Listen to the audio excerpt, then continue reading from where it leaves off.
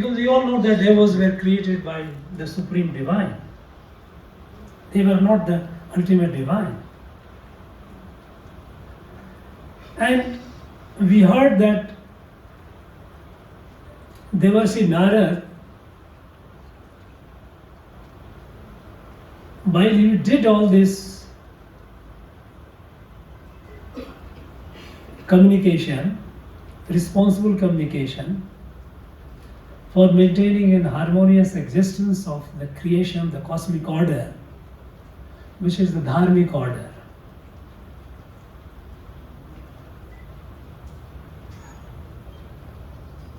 We call it dharmic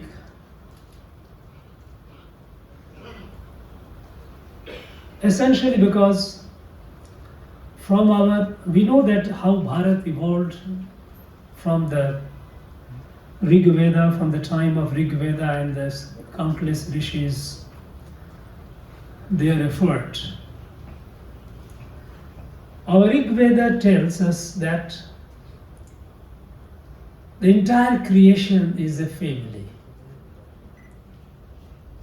Every element of creation is abode of the divine, and the whole creation is one integral family. Humans, animals, plants, rocks, rivers, whatever visible, invisible, that is there in creation, they all are integrally, organically connected as one family. And this, in the natural state, remains in harmonious balance by innately observing immutable law, what is called Ritka Siddhant. The laws of somebody would call it law of nature, fine, no harm. But these laws are immutable. Every action, reaction, whatever is there, exists, is guided by those laws. When it comes to those people or those entities with evolved consciousness, up to a level below, up to the animal level, there is no problem. They all follow that law without any variation because they are bound by their prakriti. A tiger or a lion will not hunt for the sake of hunting, only when they are hungry. Every element, every animal, they pursue their activities following those laws. It's only when the next higher level of evolution comes, like humans and other entities, those who are above humans, they have a discretion how to conduct themselves. And in that there is a potential of doing things in a way that disrupts the rhythm, disrupts the laws that govern the harmony. Now, abiding by the laws, by the rhythm, is the dharmic order.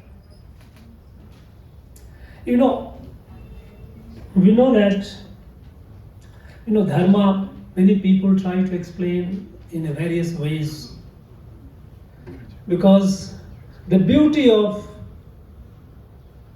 our dharma, Bharatiya dharma, is that there is not one explanation. Because our Rig Veda says that ekam sada vipra baudha badanti. Truth is one, but it can be said in countless ways.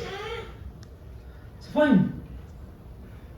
And it also says, inherent in this is, diversity is beautiful. It's not difference, it is a variation of the one and the same. Diversity does not mean difference. Diversity means variation. And variation is celebration of creation, celebration of the beauty of creation.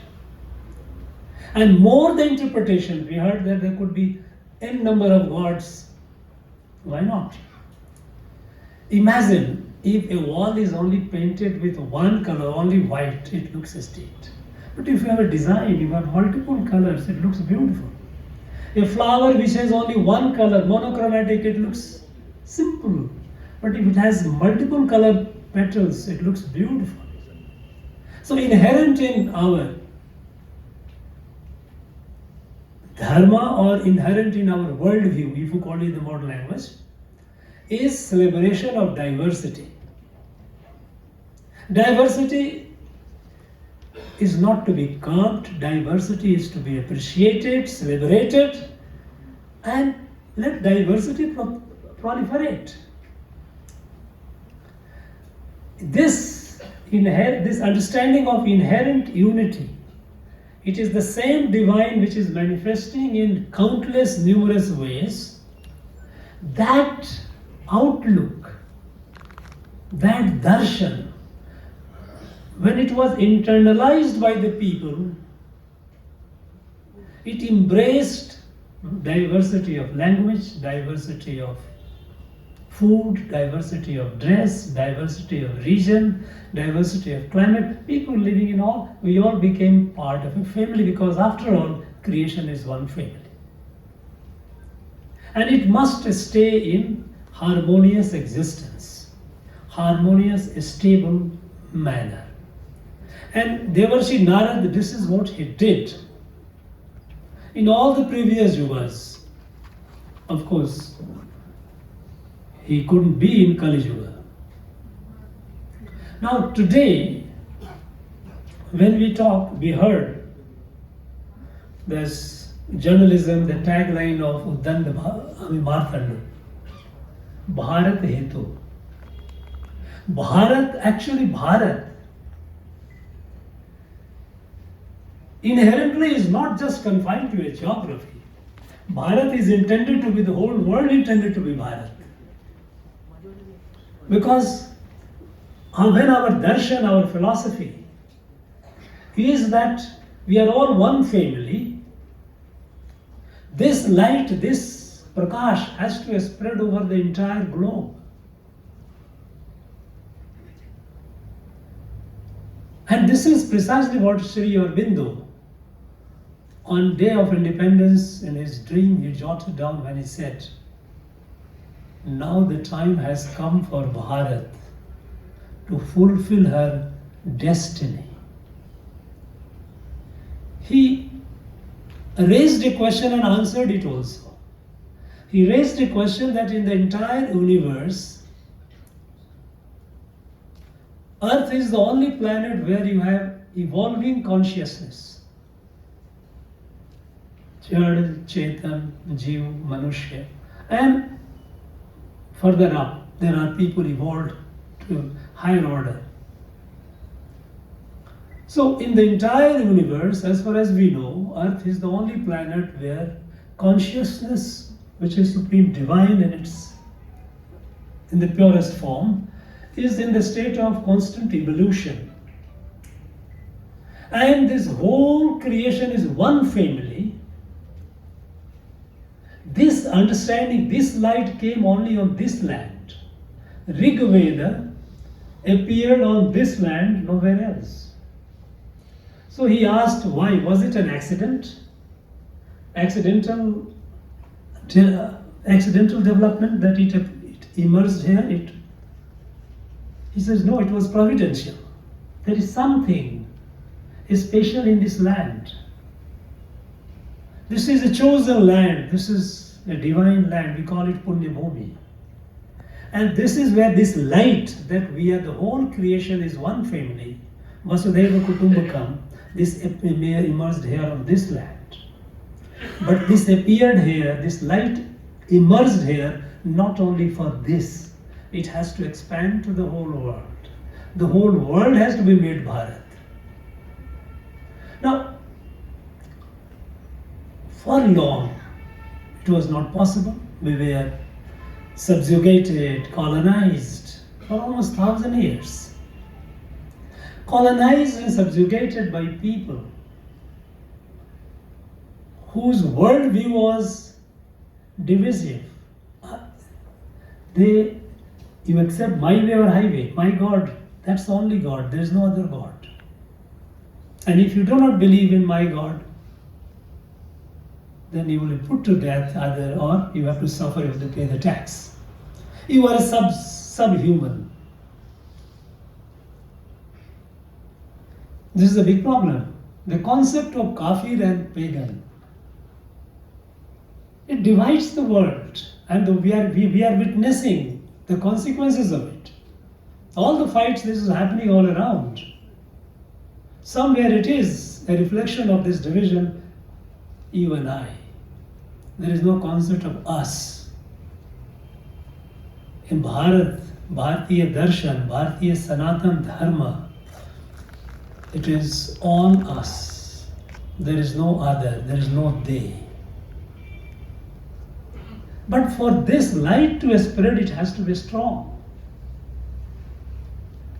It has to be samarth, it has to be sabal. Because a Devarsur Sangram is ongoing effort. It is not a thing only of the past. The forces of good and the forces of evil are in constant battle. And the forces of good, which says the whole world is one family, and the forces which believe that no, either you follow mine or you are not us, you are not a family. That creates exclusion. Here in Bharatiya Sanatan Dharma, it has all embracing, there is no distinction. This all too powerful, all embracing, all inclusive outlook, the worldview, which is inherent in our sanskar of even the illiterate man in the village. It's a different thing that people educated, then this sense is diluted. But still, people, those who are not English educated, they are still, by and large, they follow in their day-to-day life. Now, for Bharat to fulfill her divine destiny, to embrace the world, to spread the light of universal brotherhood, Bharat has to be strong, has to be capable. Unfortunately, after independence, the expectation was that Bharat would come back or would reclaim her civilizational ethos, glory, and move forward in the light which our ancestors had given to us. And bring the people together. Again, let them look at diversity as variations, not as differences, which the British tried to create so many of differences. They had created so much of a division. They created, discipline of anthropology. It was a colonial discipline. To mark the people of the colony, giving them marker and saying that you are this one, so you are so and so, you are so and so, you are all different from each other. Which is just opposite of what Bharatiya Darshan, Bharatiya civilization stand for. So the expectation was that after independence we will again reclaim that. But unfortunately, it so happened that the people at the time, at the helm of affairs, they thought that they were so much impressed or inspired by European thoughts, European institutions,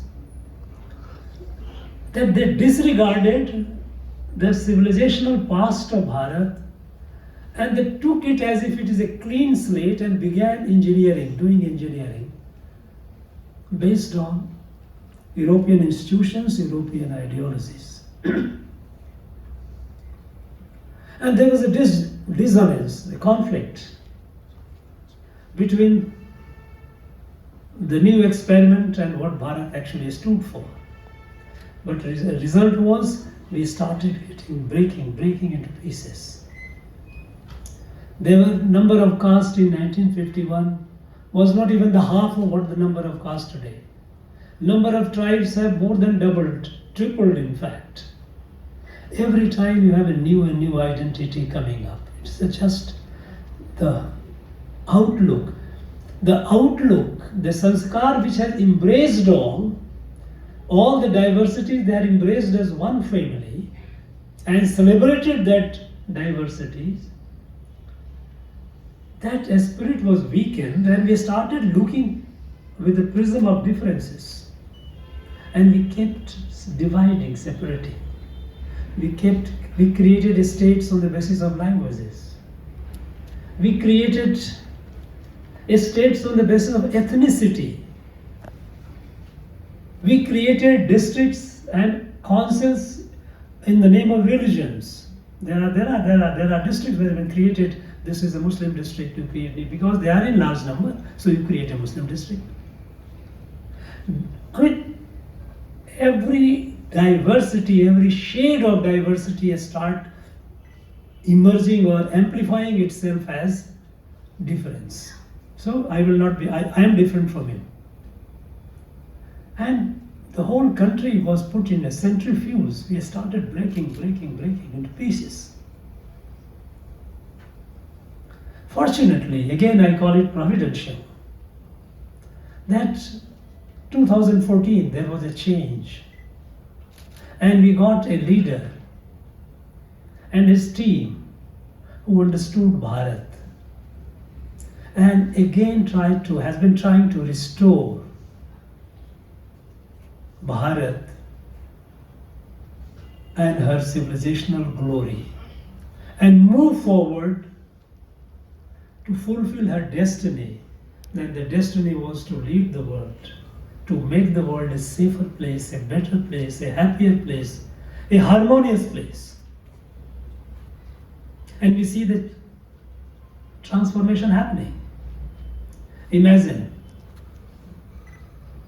where were we in 2014? When we became independent, we were the 6th largest world economy. When the British had colonized us, we were the largest economy in the world till the 19th century. In fact, at the middle of 19th century, Bharat was the largest economy. But British colonization made us weaker, poorer, and we became 6th.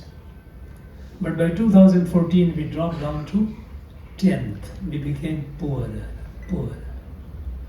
People made a lot of political capital out of removing poverty, garibi hatao, but number of garibs people continued growing.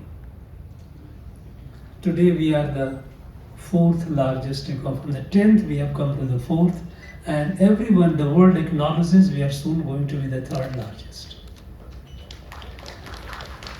Over 25 crores people, our poor people, have been pulled out of poverty. Today, the basic ingredient of citizenship that every home must have. Nobody should be homeless first. Nobody should be homeless. Everyone must have a home. And we are almost reaching that stage of saturation. Every home must have access to clean drinking water. Today we are almost reaching the saturation. Every house, every home must have a toilet. Imagine, 10 years back, 60% of our people going out for open defecation, and nobody even thought about it. Every house is a toilet. Every person is access to health. And for that, so many measures taken, whether giving the health insurance by Ayushman Bharat, through the generic drugs, making the drugs far more cheaper, alternative medicine, our Ayurvedic, this Ayush system, our Indian system of medicine, fitness, yoga, whole comprehensive approach. And to see that everyone must have access to health and health care. All these essential ingredients of a healthy citizenship is made available to everyone in about 10 to 12 years. What a phenomenal transformation. Bharat used to be the Vishwa Guru. Bharat was the light of the world, knowledge. Center of gravity of knowledge. And 2014, in the World Intellectual Property Organization Index, the world WIPO is a body, World Intellectual Property Organization, which every year catalogs which country has created how many intellectual property, new discoveries, new innovations. 2014, Bharat ranked 76th. Now imagine a country which accounts for almost 20% of the global population. Intellectually, we had just declined so much that we slipped down to 76th. The last 14 years, 12 years, today we are 2025, our position is 6th. From 76th we have jumped to 6th. More and more knowledge creation, innovation, research, intellectual ferment. Today Bharat is in intellectual ferment. In every domain of science and technology, everywhere, we are among the top 3 in the world today. All these transformations have happened. And look at the national pride. When 26/11 happened, and when the handful of terrorists, Pakistani terrorists, they came to Mumbai and humiliated the whole nation for over 60 hours. We kept watching in anger how they massacre they created in Mumbai.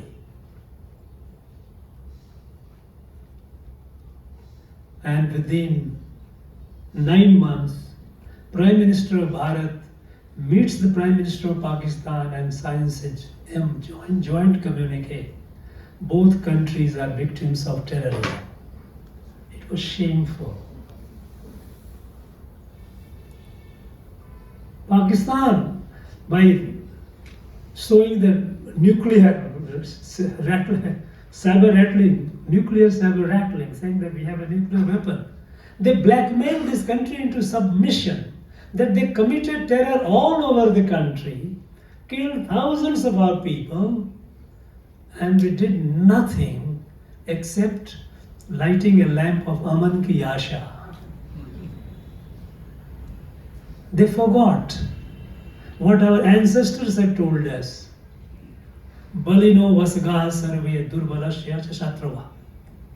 If you are strong, you have all friends. If you are weak, you are surrounded by enemies. After independence, the leadership at the time, they were so adverse to military and strength that we remember when 1958, the then army chief raised the issue of China's making aggressive postures towards our border. In parliament, he was humiliated.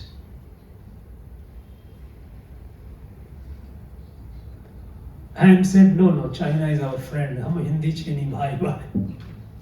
And the result was 62 humiliation. 2 years later, 3 years later, the whole country humiliated. So this was the kind of leadership they had. The national pride was in shambles. So at the time, when Chinese humiliated us, 26/11, Pakistani humiliated us. What is happening today? When they did Pulwama, Bharat did Balakot. 250 kilometers, more than 250 kilometers inside Pakistan, we hit them hard. When they did Pahalgam, Operation Sindhu, I don't think they will ever come out of it. Pakistani will never come out of the shock. They know that there is a cost, and cost will be heavy. Our country today is Never after independence Bharat was more secure than as it is today. Never. Earlier Chinese used to keep moving forward. We used to hush, don't talk about it. It doesn't happen today. When they tried to move in Ladakh, Galwan happened. Yes, 20 of our brave soldiers, they gave their life for the motherland, the dignity of it. But so were the casualty inflicted on the other side, enemy side. But they got the message. When they tried Doklam, again, for 74 days, they faced the military, Indian military, and finally they had to retreat. So, economically progressing, unprecedented. Poverty is, from the almost 30% of our country was below poverty line. They were poor. Today the number has come below 5%. Miracle for the world. No country in the world has ever achieved that. We are the fastest growing large economy in the world. Till 10 years back, Bharat's economy, our own people used to say, Bharat's economy will be only grow at the Hindu rate of growth. Everything bad, they will put Hindu.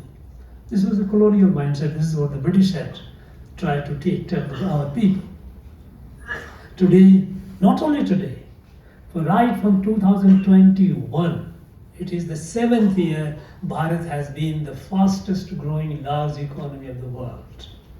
The whole world looks at Bharat with hope of economic, the engine of economic growth, global growth. In the intellectual property, as I said, from 76th we are 6th, and further. In a space, we have gone to that part of moon which no country in the world has ever gone so far. Depth of ocean, we are reaching. Every feet, Bharat is today is not just a force to reckon with, but Bharat is the hope of the world.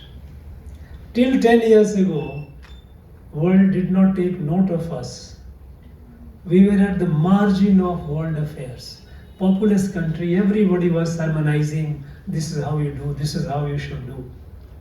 Governance, economy, planning, everything was advised. People were a lot of advices from outside. And we were not taken seriously.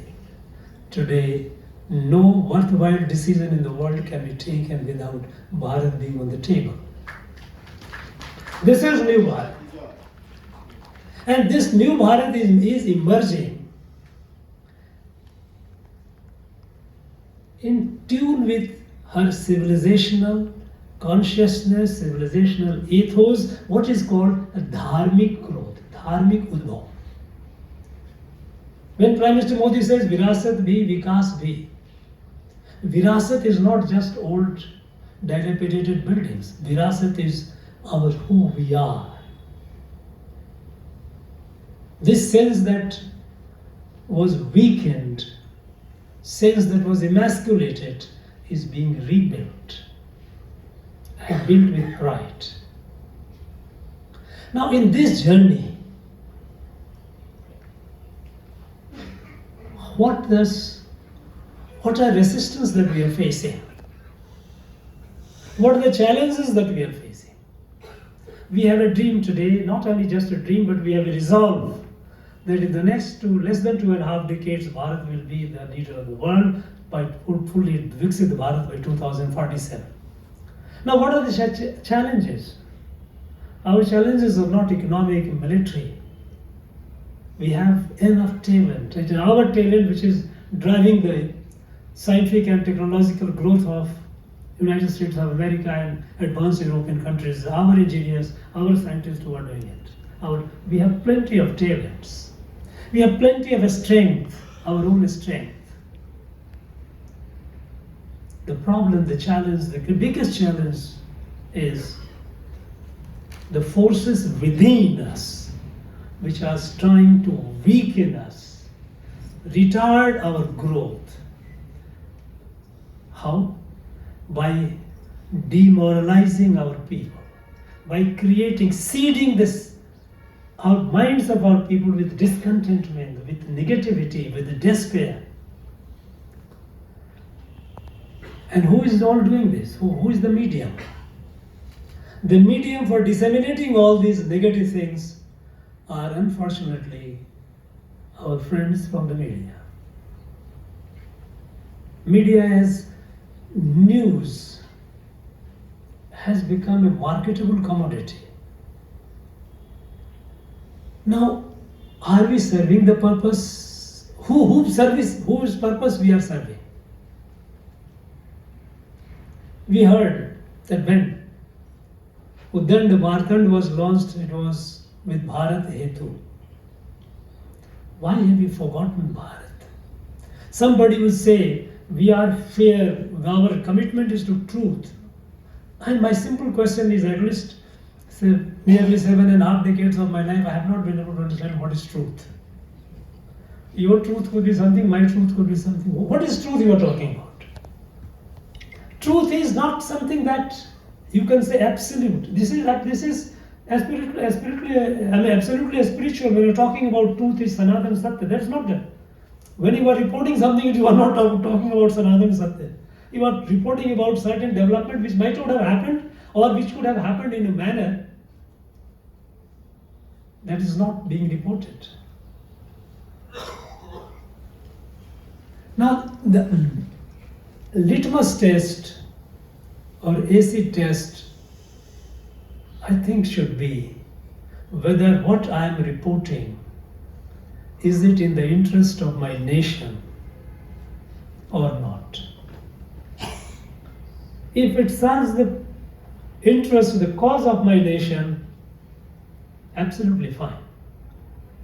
When I joined at my young age intelligence bureau,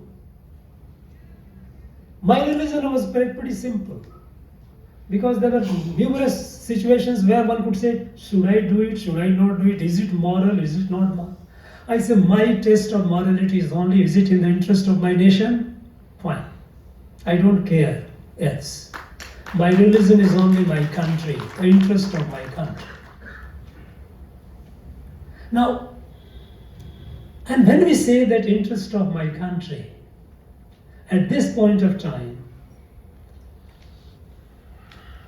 this interest is being compromised by creating negativity in the society, by creating narratives which are demoralizing to our people, which reduces the self-confidence of our people. Like any society, like human body, you have a mix. There is every society you have something bad happening, something happening which did not happen. But this is a living character of a living society. No living society is absolutely perfect. But what do you highlight? Do you highlight that? You magnify that and say, look, this is what has happened.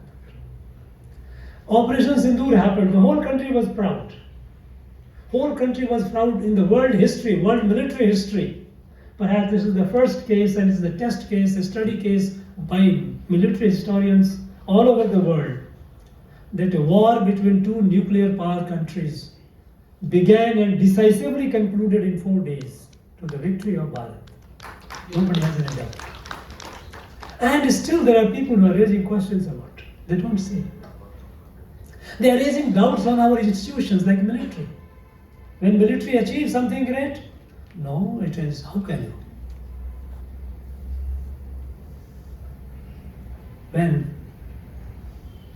Our institutions, constitutional institutions, are being discredited through these false narratives, undermining the people's confidence in those. Friends, a society, a country, does not run merely on laws and constitution. It runs on people's confidence, people's trust. If Bharat's democracy has survived and thrived, it is not because of the constitution alone, and not merely because of the institution of the executive, legislature and judiciary.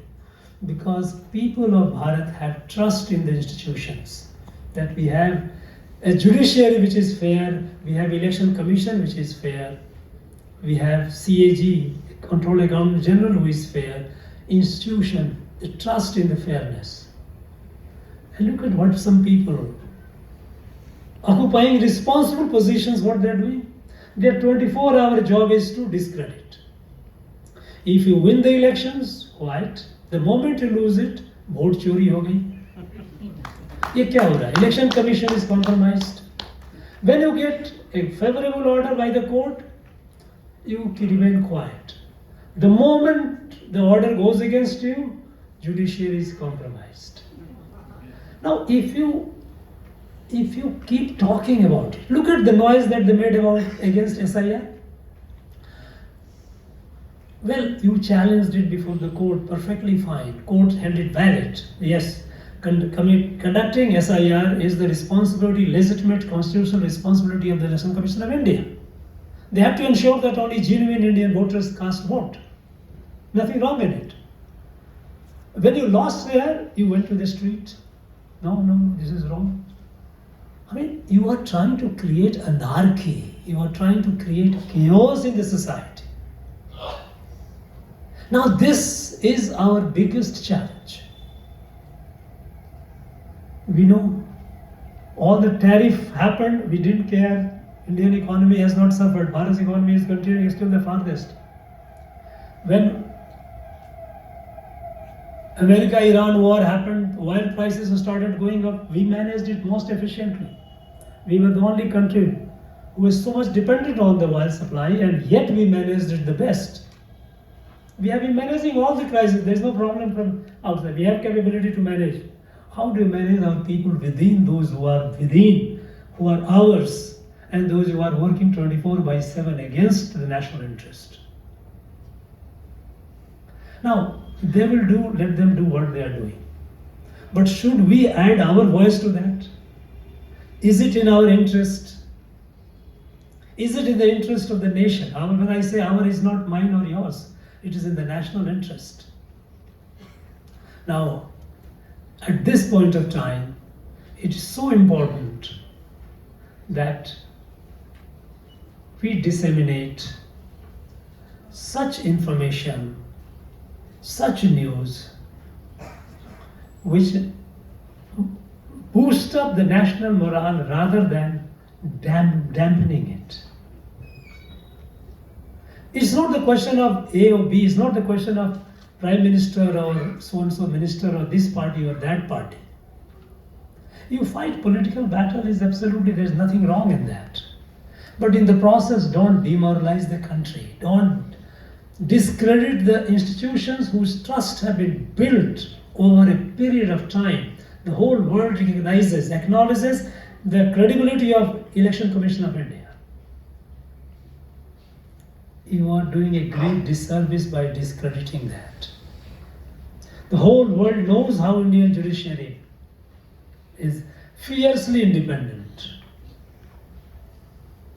And yet you question that. Now this is not something which I think it deserves to be amplified. So when we observe Narad Jayanti and Narad Samman, we felicitate those journalists, and we are grateful, we are thankful because our society still has people. It has people like them, and there are still young people. Some time back I was in North Bengal, and I was so happy to see young, in the 20s, young men and women committed to the cause of the nation, facing all the hardship, reporting the truth that strengthens our nation. Against all odds, there are people. And that is our strength. We need to build it up. Because Narad's way of communication was for dharma, a dharmic order. Dharmic cosmic order where all the elements of creation are in harmony. There is no imbalance, there is no disturbance, there is no chaos, there is no anarchy. And today, today's journalism, and our journalist friends must remind themselves, it has to be dharmic in the same way that we need to see that there is a harmony in our country, there is a positivity in our nation, among our people, confidence among our people, sense of national pride, sense of selfhood. That should strengthen. In fact, we have seen when 9/11 happened, the entire so-called US with so-called freedom, no media ever uttered a word, wrote a sentence against the US government taking all the strong measures all over the world. Everyone was united, the whole nation was united.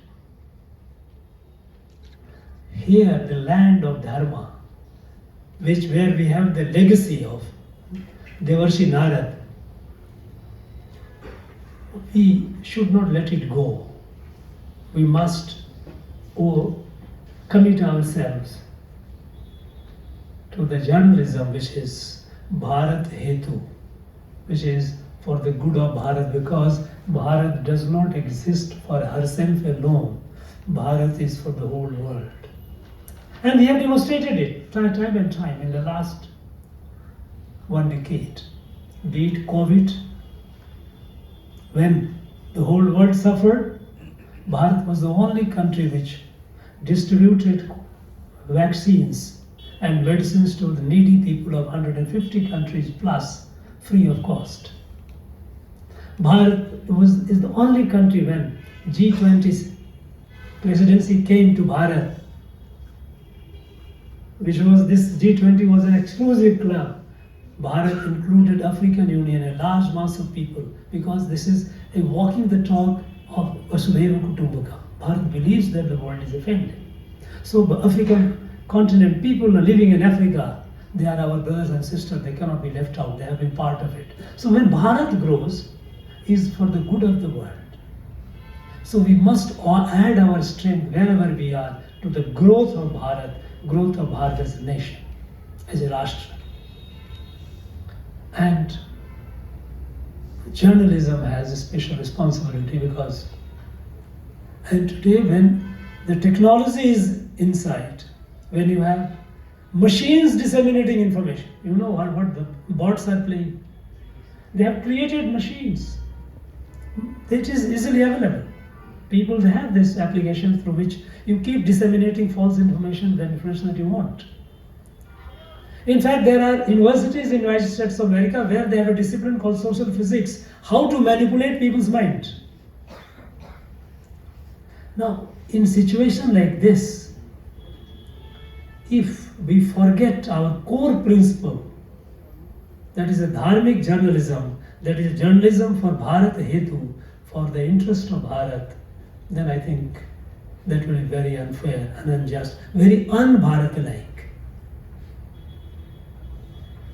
I'm immensely happy and once again extend my heartfelt appreciation to Vishwa Sambad Kendra for making this, organizing this event, carrying the legacy of Narad, Devarshi Narad, forward against all odds.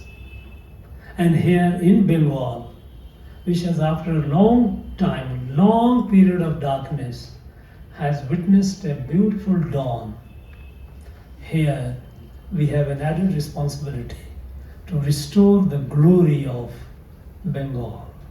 Bengal, which was the light of the whole Bharat, which was the intellectual center of gravity, a spiritual center of gravity for the whole Bharat. It deserves to be the place which belongs to it, once again lead Bharat. And for this, we need to build the positive morale of this people of Bengal. Anyone who is talking ill of it, we must discourage that.